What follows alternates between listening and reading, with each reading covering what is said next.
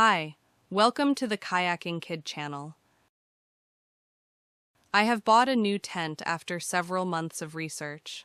One of the best tents always in the top 3 in reviews is the Storm Star from Kuiu. I took the plunge and bought it in the sale for £311. Time to make it my own. Now, and if possible, improve it. The tarp on the Kuiu site is £71 and only a footprint covering the inner tent. Not so good in snow, rain, or long grass. So time to make the improvement and create a full-size footprint. I bought a 4,000mm head height tarp from Amazon for £21 and pitched the tent over it to get sizes. Then went ahead and cut and glued.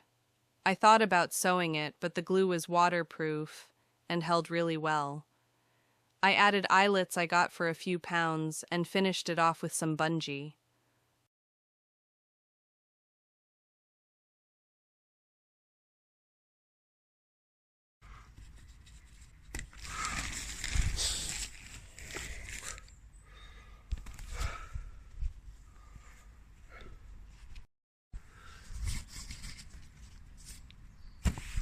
A lot of people with this tent struggle with the pole rings.